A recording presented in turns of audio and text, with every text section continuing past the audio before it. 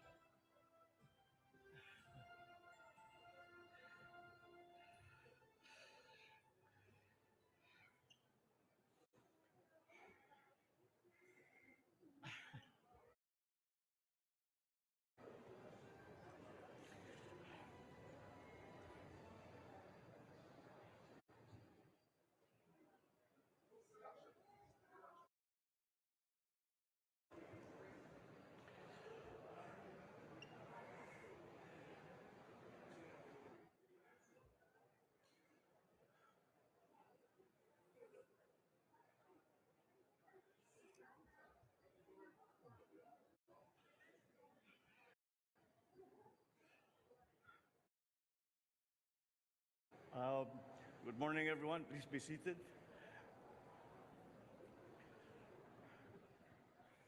It's it is good to be home. Uh, to see everyone all bright-eyed and bushy-tailed on this early Sunday morning. Nagising kayo ng maaga. Sorry na lang, but ganun yung flight schedule namin.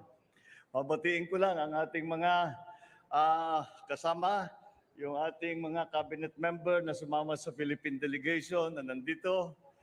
Siyempre, ang ating mga ibang cabinet member na nagbantay habang kami ay nagbabiyahe.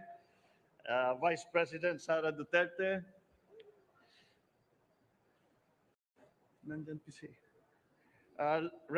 Pasay City Lone District Representative Antonio Calixto, the AFP Chief of Staff, Lieutenant Bacaro, and Major Service Commanders,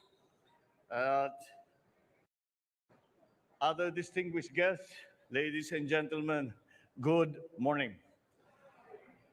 I am pleased to report to you and the Filipino people the main outcomes and results of this working visit of ours to New York from 18 to 24 September. My first activity upon arriving in the United States was to meet with the Filipino community. And their smiles, their songs, and their welcoming took away the weariness of a 16-hour flight from Manila. And in our meeting, I thanked our kababayans who came. Some came from Canada, some came all the way from Florida. And I thank them for the work that they do and their contributions to the communities in the Philippines and in the United States. I also, once again, expressed my respect and my admiration for their commitment to the future and welfare of their families, including those who are still back home here in the Philippines. I also took the opportunity to share with them some of our priorities and plans under this administration and their important role in the work ahead. I also emphasize that by working together, we can build a better future for our country and our people. The main event of this visit to the United States, to New York specifically, was to deliver our national statement at the 77th session of the General Assembly on 20 September in the United Nations. In my speech, I articulated the role we see for the Philippines working with the United States, the United Nations, in building a brighter future for our people and a safer and more just world for us all.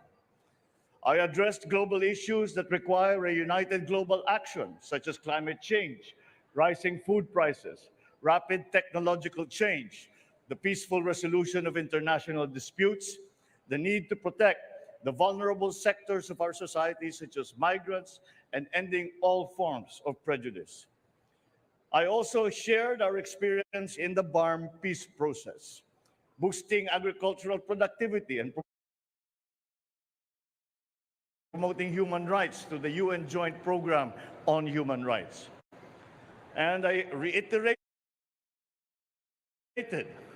the Philippines' belief in the primacy of the rule of law as embodied by the UN Convention on the Law of the Sea, or UNCLOS. I also met with UN Secretary General Antonio Guterres, and we reaffirmed the necessary partnership between the Philippines and the United Nations. The Philippines is a founding member of the United Nations, and I intend to strengthen this tradition of Philippine engagement with the UN. I expressed interest in enhancing our role in UN peacekeeping operations, especially in the areas such as the Middle East, where we have a large concentration of OFWs. I also extended an invitation to the Secretary General to visit the Philippines in the near future. During the conference in the United Nations, I also held formal and informal bilateral meetings with leaders of our key partners, such as the US, such as Japan, and I shared with them the priorities of the Philippines to work with them in addressing food and energy security and climate change, amongst other many issues. Our discussions were very productive, and the members of the cabinet will now work to operationalize the many areas of cooperations that we identified. I met also with a number of business leaders from different US companies during the week, and all of them committed to be a part of our development and economic growth. Together, we will be working on addressing some of our key economic challenges, particularly, once again, climate change, food security, energy security, to name but a few. There will be, I believe, good news to share in the next few months, particularly in terms of their plans to expand and further broaden their investment footprint in our country. Our discussion with the US business community affirms the optimism with which international investors view the Philippines today. I also delivered a keynote address at the New York Stock Exchange and at the Philippine economic briefings, which drew institutional investors, senior corporate executives, fund managers, and entrepreneurs. At these meetings, I shared with them our vision for the future and how important it was to address the key challenges that continue to constrain the development of our economy. I also informed them about how we intend to deal with some of the fundamental problems in our food, energy, and broader economic security. I also emphasized the importance of peace and stability in the region and the important role of great powers like the United States so that developing countries like the Philippines can have the space to achieve growth potentials. It was thus an honor to ring the closing bell on the trading floor of the New York Stock Exchange at exactly 4 p.m.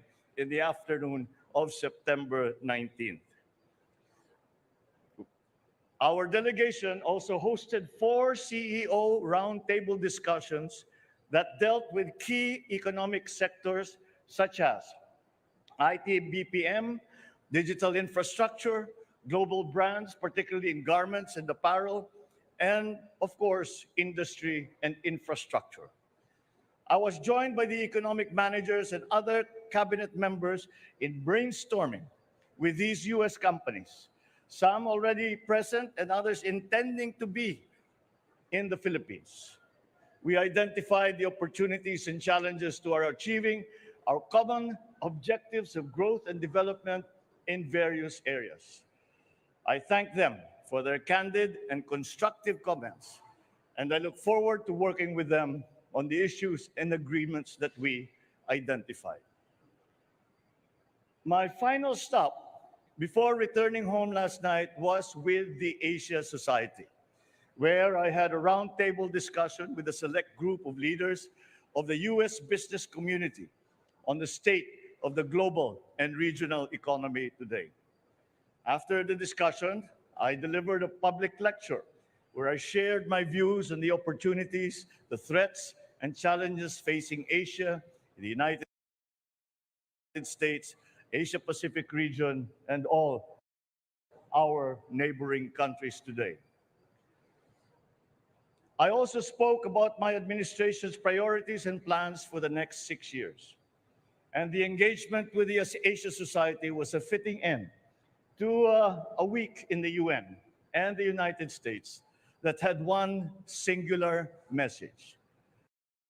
The time to invest in the Philippines is no longer just sometime in the future, it is now. We in the Philippine delegation are one in our assessment that the work done in this trip serves as a good start for opportunities identified to be made into programs and projects to benefit the Philippines and our countrymen. And so the work continues, but I am happy to report that we have had a very good and strong start to our efforts. Thank you and good morning.